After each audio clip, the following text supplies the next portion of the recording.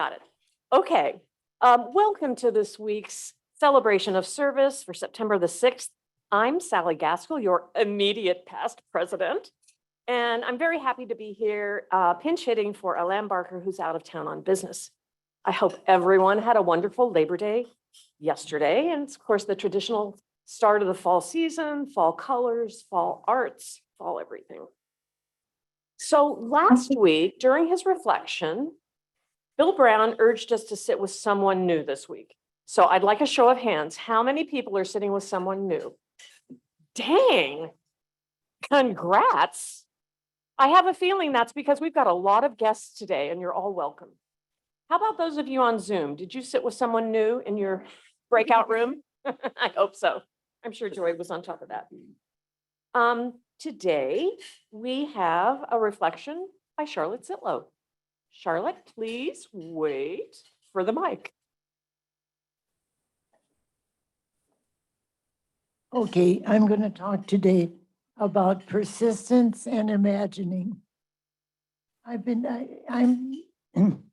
sitting at home listening to the radio, watching television. That's a lot of what I do. And I learn a lot of things. One of the things I've learned anyway in life is that you have to continue, you have to persist. If something is worth doing, it's worth persisting till it gets done. I learned that. The last week, something really caught my attention. I watched 60 Minutes. Anybody watch 60 Minutes? Yes. There was this incredible program. There's this man that just died recently, Paul Farmer was his name, and he started in Haiti to provide medical care for people. And Haiti is just, a bottomless pit of opportunity for doing better than it is. And he has established partners in health and their medical care in Haiti. But he started in Rwanda. And Rwanda, if you remember, was just savaged I don't remember when it was. It was before I became a sit-down comic.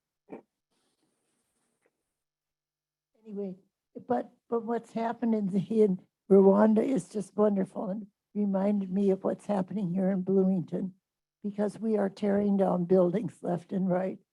Driving over 2nd Street now, you just see nothing but broken, but empty lots and the refuse of what was a hospital that was very expensive and that we all went to for years. In Rwanda, what they've done, they didn't have hospitals torn down because they didn't have them to start with, but they have brought in a bunch of engineers and visionary artists, and they've started building buildings that are beautiful and practical, both for healthcare and for education. It's worth the see. It really just left me breathless what they're doing in Rwanda. Instead of tearing down things and forgetting about them, they're using all the products they've had to rebuild, and that's the reimagining. And they said it couldn't be done in Rwanda, but it was done because Paul Farmer and the people in Rwanda persisted. So I also have been watching the U.S. Open. You wouldn't believe it, but I'm a sports fan when it comes to tennis. And I'm very sad today because Rafael Nadal lost yesterday, sadly, in the 4th set. Sad about that. But last week, when it was in the 2nd game, he was up 2 games, and then he collapsed. He just fell apart, and he seemed to be doing something. I just didn't even want to watch. I thought he's never going to make it through here. And then he came back and he won in the 5th set, except on the way to the end of the game, of the match, he hit his nose with his racket and was lying there on the ground bleeding. I thought, okay, he's not going to make it. He's not going to make it. But he stood up and he said, and won. He won the game. he won the match, which got him to the one that he lost. So he persisted, but the other person that persisted even more was Francis, what's his name? Giaffo, who's on the scene and it's really going to be good. And I didn't mind so much him losing to him because he was pleasant and polite. And he also persisted. In life, I have learned to persist. I have learned to persist, and I have a motto that's on my email. It's my email thing, and that is the difficult takes a little time. The impossible takes a little longer. So I leave you with that idea. The difficult takes a little time, and the impossible takes a little longer. And I believe in the impossible. So with all these dark days that we have, I believe that we're going to pull through, although we're going to have to hang in there a little longer.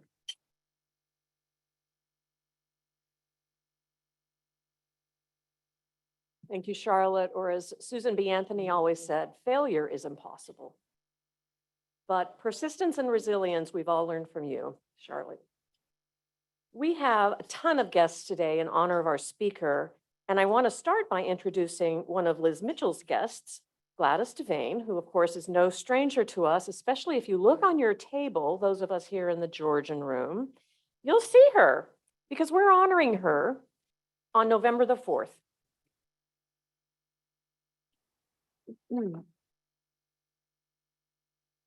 Earlier this year, a committee representing all 3 of Bloomington's Rotary Clubs selected Gladys as our 8th annual honoree of the Bloomington Rotary Toast.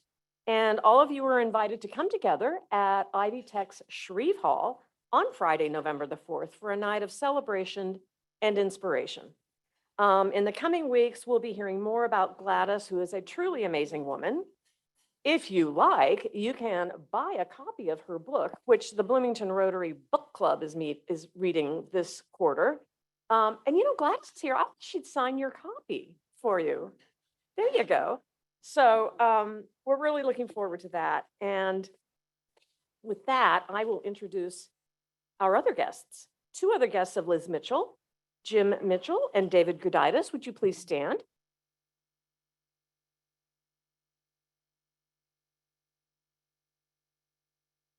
Michael Shermis has 3 guests. Please stand. Holly Warren, Shatoya Moss, and Gloria Howell, all from the city of Bloomington.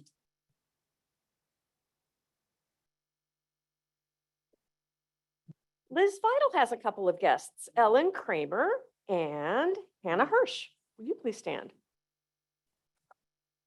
Awesome. We have a table of Rotaractors. It's so great to see you. Why do you keep getting younger every year? Okay.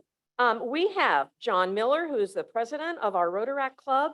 Sandia Sajan, will you please stand so we can all say hi? We have Trinity Lee. I'm not done. Yeha Kadir. I'm sorry if I butchered your name. And Nathan Arnold. Please stand.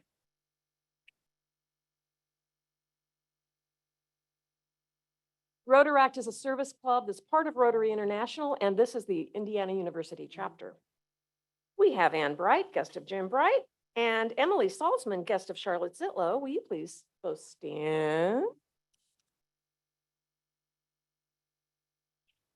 Tracy Jovanovich is a guest of her father, Winston Schindel. Where's Winston? Ah. And then I think I've done it all. Finally, we have Vaughn Welch and Ruth Eit.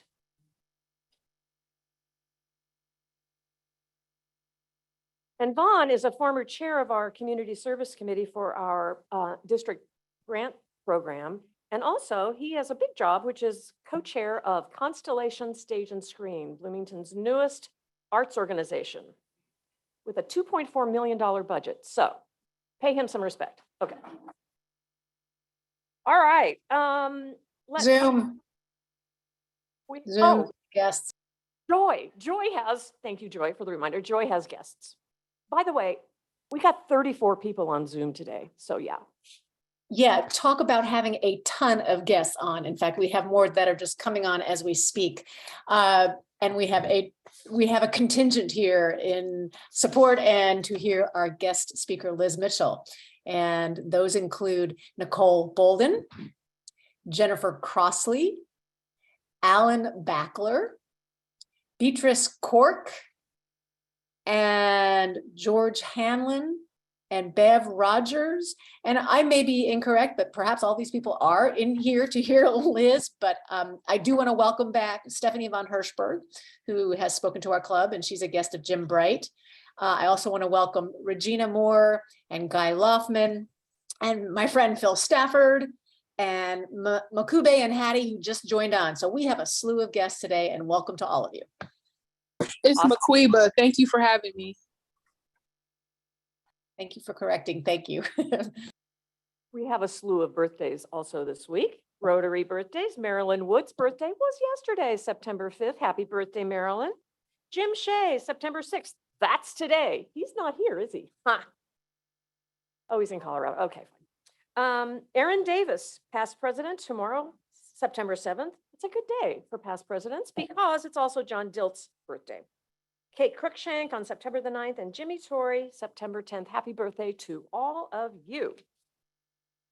So with that, I think I'm just going to acknowledge all of the people who helped to bring today's meeting to us. Our producer, Tyler Nichols, with expert assistance from Michael Shermis. Our Zoom host with the most, Joy Harder. Thank you, Charlotte, for your reflection. Thank you, Bill Perkins, for being our roundabout reporter for this month. And with that, I'd like to introduce Jim Bright.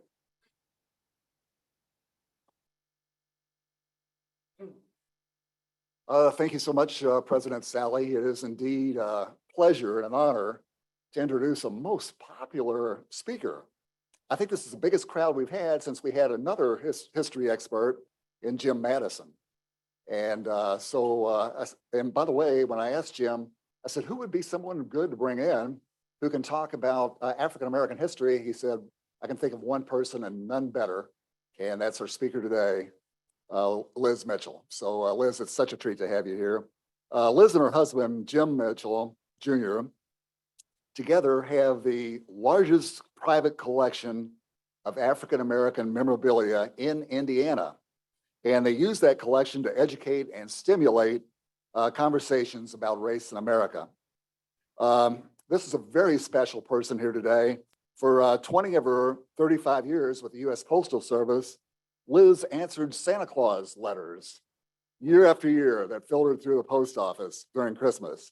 She's been a big sister in the Big Brothers Big Sisters program, a Girl Scout leader. She chaired Bloomington's Soul Food Festival from 2004 to 2007. She was the chair of the Martin Luther King Jr. Day Commission for the city of Bloomington. She chaired Black History Month in Bloomington. Liz acted in the production of One More River to Cross, and together with Gladys Devane, who is our 2022 Rotary Toast honoree, as mentioned by President Sally, and Danielle Bruce, she conceived and created Resilience Productions, which researches, writes, and produces live performances. She's working on a documentary about the First Baptist Church in West Baden Springs, built in the early 1900s, and recently restored and that church was recently restored.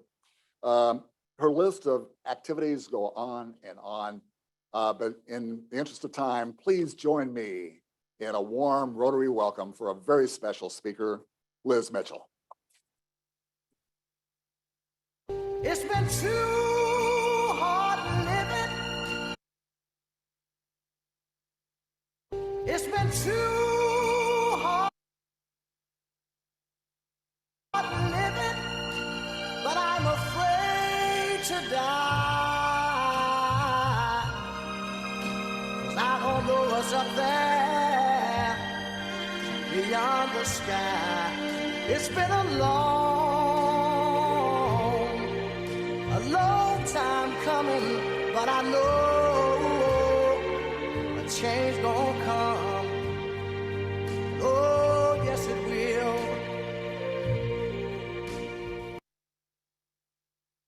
Thank you so much. Thank you, Jim, for inviting me, and thank everybody for coming out to listen. I would like for you to keep one thing in mind. Don't pay attention to African-American history. I want you to think of it as our shared history. Beginning in 1881, Monroe County has maintained an It's African. been too hard. William Cooley and Aaron Wallace. Both were listed as colored men who had purchased land at a public land sale in Bloomington Township. In spite of legal barriers, discrimination, being barred from voting, encouraged to leave Indiana, African Americans came to Monroe County anyway. The sentiments of settlers in Monroe County varied. You had those people who were pro-slavery, all for the institution of slavery. You had those who were anti-slavery, very much against slavery. They could have been the Quakers, or they could have been the Covenanters from the Reformed Presbyterian Church. There was a colonization society. They began a full-scale effort to rid the country of Blacks. In Indiana, they existed from 1816 to 1964. Their goal was to send all Blacks back to Africa. And Monroe County did have a chapter. And then you had those people who were apathetic. They just didn't care one way or another. This is a map of safe houses in Bloomington. This map does not include locations of the African American stations. Monroe County was blessed to have numerous conductors, both Black and white, working together on the Underground Railroad. The 1850 Fugitive Slave Act made slave hunting a lucrative business in Monroe County and beyond. During the entire slave hunting period, William and Jeff Kershaw, along with Cornelius Mershon, were well-known slave hunters in this area. And later on, Isaac and James Atkins became involved. Robert Anderson, born a slave in Trimble County, Kentucky, just across the Ohio River from Madison, Indiana. His biological father was also his slave master and had traded him for a $50 wagon when he was a boy. As a teenager, he was sold for $500. He remembered this because it was his birthday, and he watched as the money was counted in front of him. At the end of the Civil War, he made his way to Bloomington, becoming one of the first African-American settlers in Monroe County. He worked for the Reformed Presbyterian Church, attending the Covenanters cemetery. Eventually, he bought the piece of land just north and next to the cemetery, and the family still owns this property today. Robert Anderson was the great-great-grandfather of Jerry Jeffries, pro basketball player born and raised in Bloomington. Now, if I could go back in time and choose an African-American woman to meet, it would be this woman, Maddie Jacobs Fuller. There is so much to be said about Maddie. But there's just a few things I want you to remember. She bought the lot and paid for the foundation to establish Bethel AME Church on the corner of 7th and Rogers by playing a small folding organ and singing gospel songs on the courthouse square. And she raised over $13,000. As a child, she was bound out, which meant she had to work for food and a place to stay. She grew up in Bloomington, become the wealthiest African-American woman in Monroe County by being a beautician for the prominent and high society white women, not only in Bloomington, but in Bethany Park, located just north of Martinsville, Indiana. If Maddie were here today, she would tell you without batting an eye, if folks come to my beauty shop, I'd make them look real pretty. And for those that don't want to come to my shop, I'd go to them. Either way, when I get done with you, you're gonna look good. Now, Maddie, she became so popular that everything she did was mentioned in the column of the local newspaper called Among the Colored People. That column ran from 1855 to 1940. By the year 1924, the Klan had reached its peak in Indiana, averaging 2,000 members per week, and continued to grow. And yes, that growth included Monroe County. Whether they were burning crosses in the middle of the night or marching in white hooded robes by the middle of the day, their presence was meant to arouse fear within their targeted groups. The Klan did march in Bloomington on August the 1st, 1925. They marched up Rogers Street onto the corner of 8th Street and right through the front doors of Second Baptist Church. I remember hearing them before I ever saw them. Each footstep was so deliberate, marching in unison. When they burst through the church's doors, they were in a line, single file. There had to have been at least 30 of them, all marching with their hoods on. I don't know why they were wearing those hoods. We all knew who they were. Now, don't get me wrong. Do not get me wrong. Just because we know who you are, don't mean you ain't that dangerous. The Klan is still the Klan. We never forgot what they're capable of.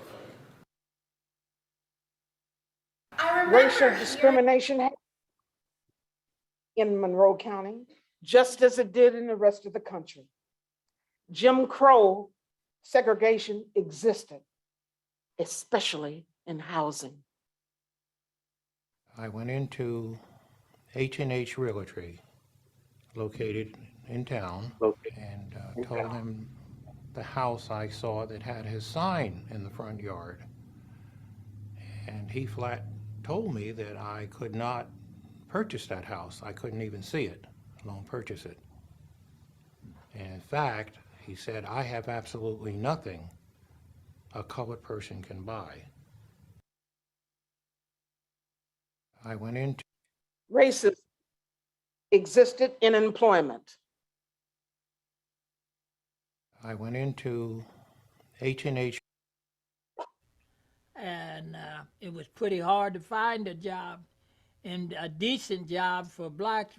We could only find janitor jobs and porters and car detailing, anything that the white man didn't want, well, that we had. And But a change is gonna come. I done told you I ain't gonna move. I done told you I ain't gonna. In the struggle for civil rights in the 1960s through the 1990s, Reverend Ernest Butler was perhaps the most loved, feared, respected, divisive, and unifying man in Bloomington. This is his story and ours. A rebel with a cause. When I came to Bloomington in 1959, there were no blacks employed at all in the school system. There was no blacks employed in any of the manufacturing places except on the line.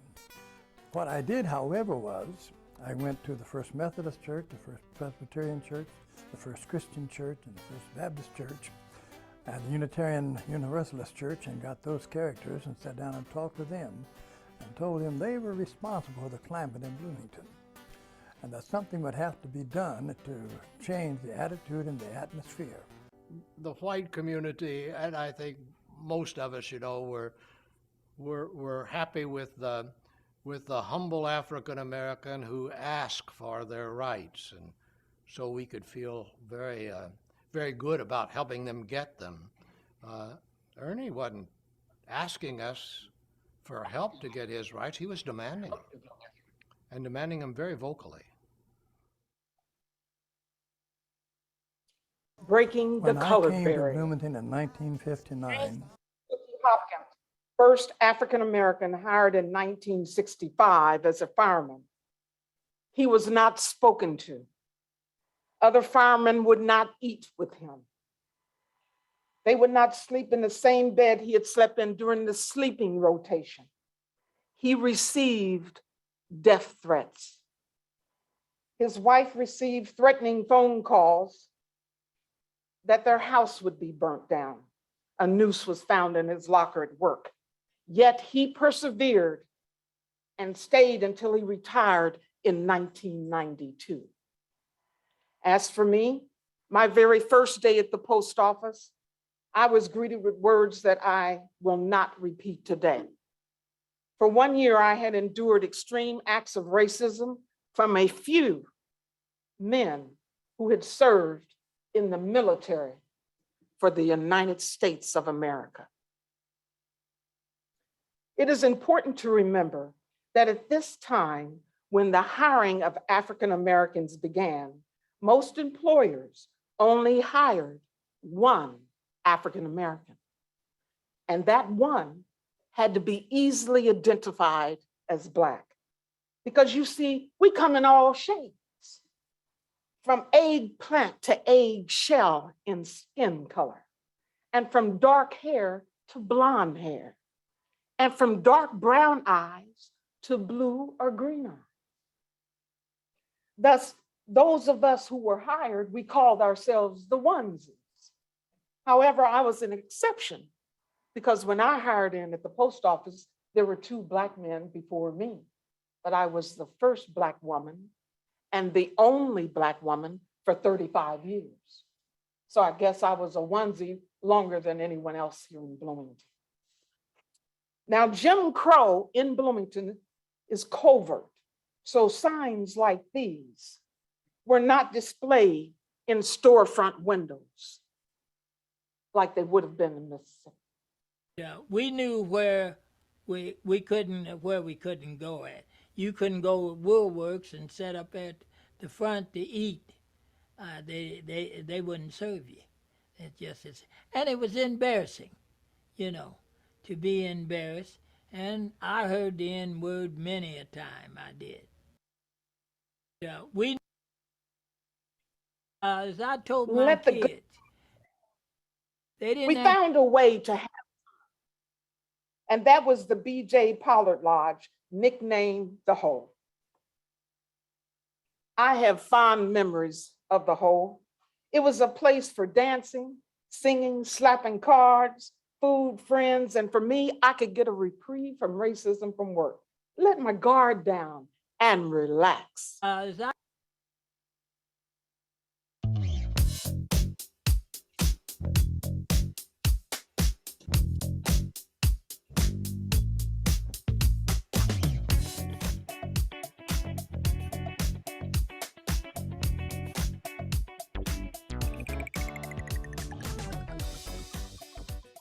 All of the Blacks, everybody from city and IU, the town and the gown, came together on the weekends for fun and to unwind, especially from those well-meaning white folks who would say things like, well, you don't act like the rest of them.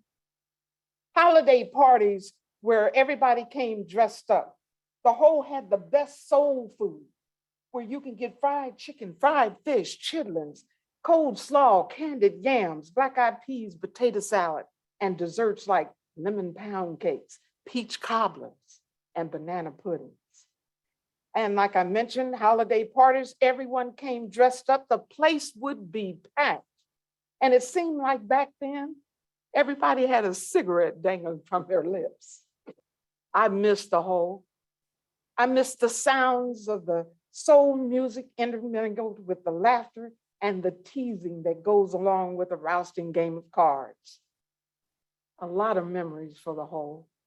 The whole is gone now, but it's not forgotten.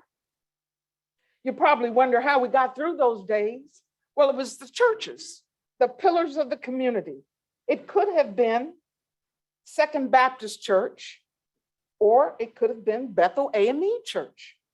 It was our faith in God that held us together. These churches, whether it was Second Baptist or Bethel, they gave us an unshakable foundation that exists today because they didn't rival each other.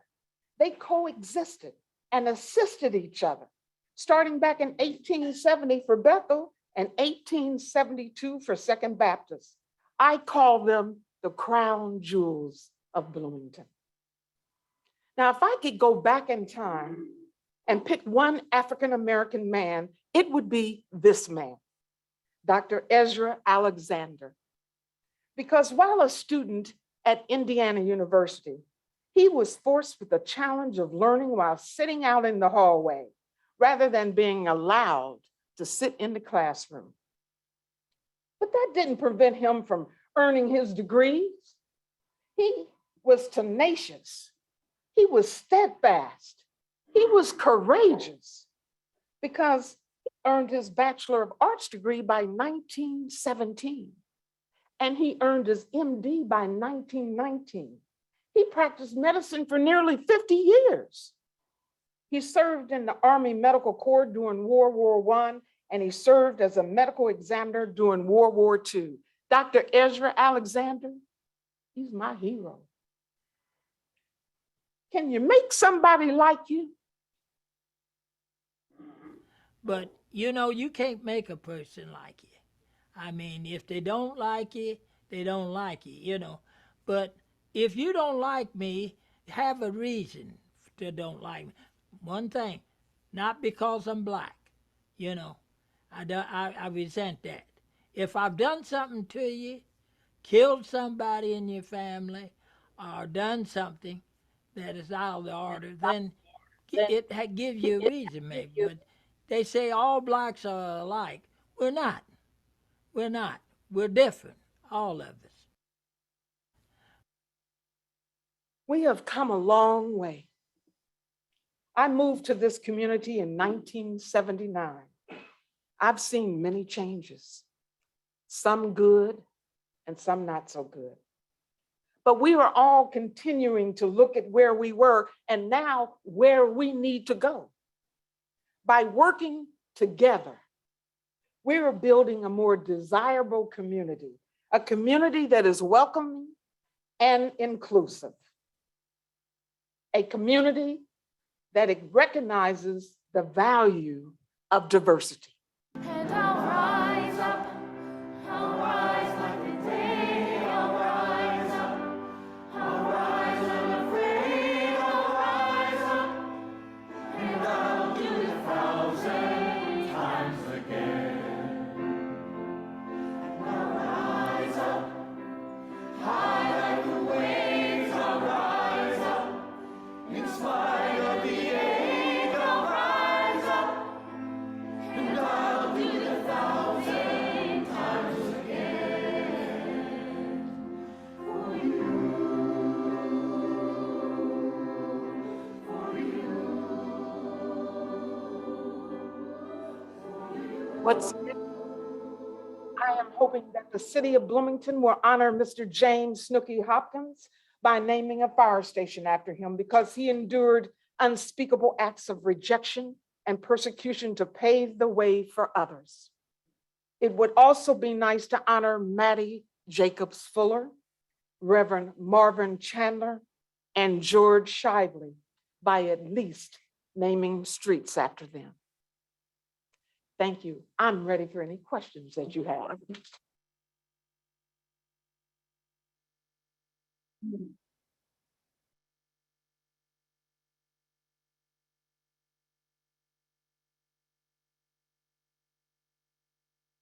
I know somebody got to ask me something. Yes, ma'am.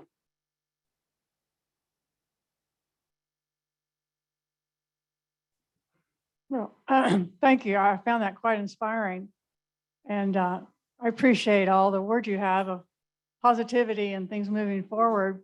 Yet I'm aware that, in certain aspects, some things are being moved backwards, and we're hearing more about threats to inclusion and togetherness. And I wonder what words you have to say about that, and what we as citizens can do and say to others that may not be feeling that the progress we made has been good and may be looking towards turning things backwards. What would you say? Well, I have to quote someone else. Can't come up with a lot of words myself, but John Lewis, if you know who the late John Lewis is, if you see something, say something.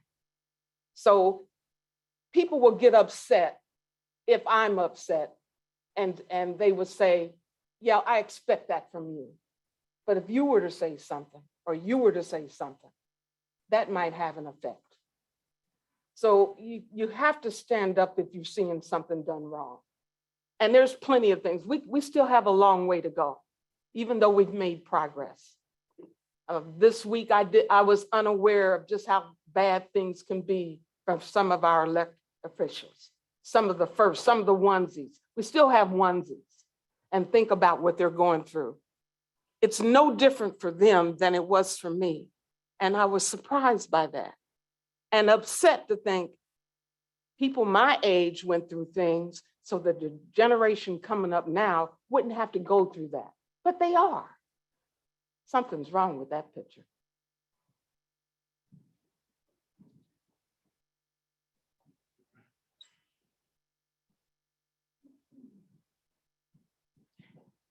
Talk a little more about housing in the community as it is now, and where in the past the housing started when we first, the underground, how many stayed here and how many went further north? I mean, I know that there was a time when with Covenanter, there was that house, I was told so shortly after, we came here at the same time you did, interesting. And was told that there was that house that was part of the underground. So talk a little more about housing. Yeah, Bloomington will brag about the Ferrises and the Covenanters, and that's fine, they should. But as part of Resilience Productions, we want to talk about the Black conductors and where they lived and what they did. And this, we believe in telling the whole story, the whole truth. And yes, the Ferris house was part of that. It's documented. So is the Smith house. That's documented. But the lesser knowns, it's kind of difficult because this was all secretive, especially after the 1850 Fugitive Slave Act. It was dangerous. So a lot of places are not being documented or hadn't been during that time. We're doing research on that now, and who's really good at that is Christine Friesel at the library, at our local library. So there is a group doing research on that. If you know where Switchyard Park is located, that was part of the Underground Railroad. And across from the park, there is an electrical grid, electrical plant. Auntie Myries and her sister, Black conductors under the Underground Railroad, they lived there. And then there are other spots throughout, but we don't have documentation on that. But we do know, because we've read and during our research about the other names. Notley Baker, first Black barber in Bloomington, was part of the Underground Railroad, was a conductor. And his brother-in-law brought up slaves from Salem, Indiana. So we had a good connection with that. But we also had slave hunters. And we also had, like I said, people who did not want Blacks here at all.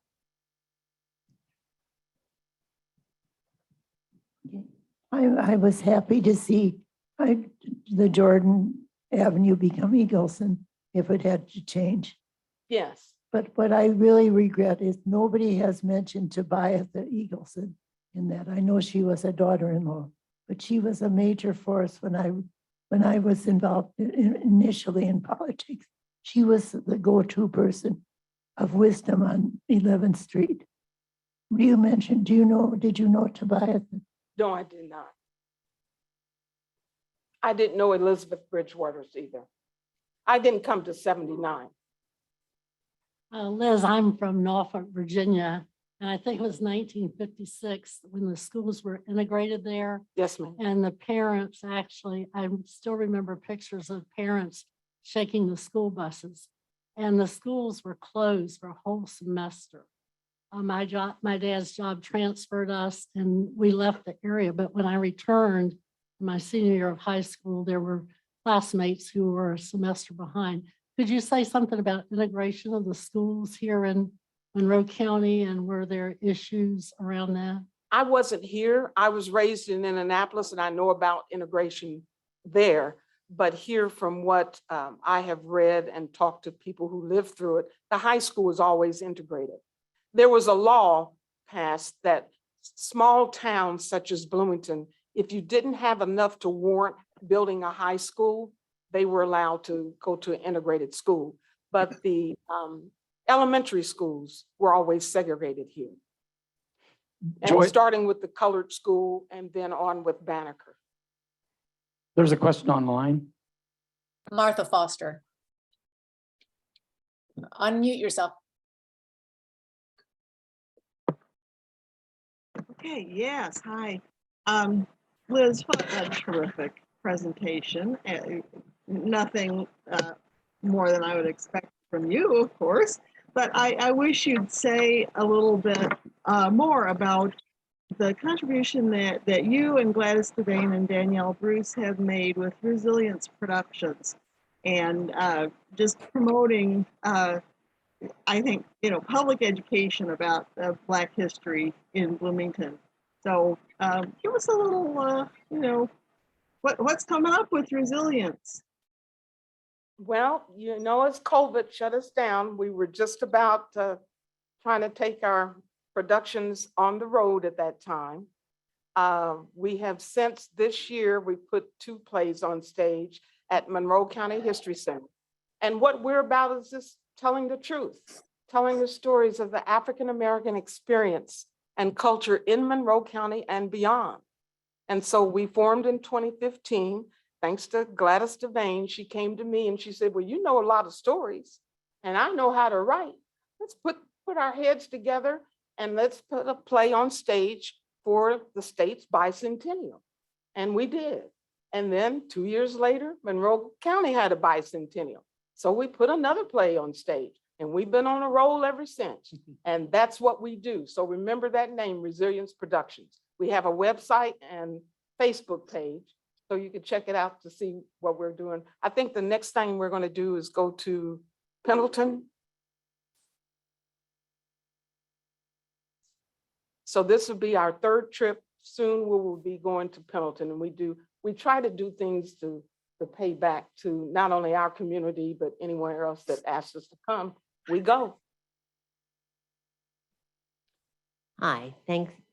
My name is also Liz, and I wanted to thank you for your presentation. It was fabulous, but I'm also wondering and curious about part of the educational efforts maybe you might think about, or maybe there are, and I just don't know them. Are there any historical markers around some of these locations that you've spoken about, things that occurred? There is a group in progress right now. I have met with them a couple of times. They are right now, they are looking at the deeds of homes. You'll be surprised as to who said they didn't want their home to be leased to, sold to, rented to Blacks, and Covenanters were part of that group. We'll help you get through slavery, but don't stay here. I don't want to live next door to you. So all of that, the truth has a way of coming out. You could say we're not going to talk about certain things. That's fine. But everybody in here, everybody's family's got stuff in the closet, and that stuff comes out. Somebody's going to open up that closet door. So all of this is going to come out eventually. Jim forgot to mention, and I had asked him to, because of this 15 minutes, he said 15 minutes. I thought, I can't tell anything in 15 minutes. So it is my hope to do a documentary That'll be the next step. I don't know when, because we got to finish the one we're working on now, but that'll be my next step, is to do a documentary about African-American history. There is so much that you need to know. Liz, I think we talked earlier about, I moved here from Paducah, Kentucky, and we had a group there called Racial Unity. And I was wondering if there's any similar group here in Bloomington. It wasn't a political group. It was a group where we got together, made acquaintances, got to share our experiences. And it was just a wonderful opportunity to get to know people and to form relationships. And I wondered if there's anything similar here. Everywhere. Yeah, there are all kinds of groups. One of them that I'm a member of, and Dr. Devane, is the Universalist Unitarian Church, the racial task force there. And you don't have to be a member to join. And there are other groups all over Bloomington. Yeah. One more? We have one online too. Go ahead, Raj. Thank you for your presentation. I found it both sad and uplifting. I think that it's incumbent on all of us here who agree with you that that poor man who was the first firefighter, when he had to endure, need to stay after work and sign that petition. It's just Yes. sitting on the table, but everybody needs to get on it. Thank you so much for bringing that up. I have a petition going around to have a fire station named after James Hopkins. Ms. Mitchell, I'm Raj Hadawi. I am online. Thank you so much for the informative presentation. If we could use this as a base to build on, I know there is shortness of time here. With a few words, you have about 70 people listening to you as we talk. Would you have a quick advice? I know the solution is not a quick, but a quick way to think about in order to follow the path you may lay out for us. Thank you. I didn't quite get that question. He wants to, Next steps. oh, next, you asked in the wrong one for the next step. That, you know, it's an individual decision on what you need to do. Joining groups, you know, I like the idea you said, come in and sit by somebody you don't know. That's a good step. What organizations do you belong to? Like you had mentioned some. Who's a member of NAACP here? That's it? Okay, there you go. That'll help. Yeah, do that. Do that if nothing else. Step out of your comfort zone. Has anyone ever been to Second Baptist Church? 10 o'clock on Sunday. Go there for an experience. Okay, thank you. Thank you so much.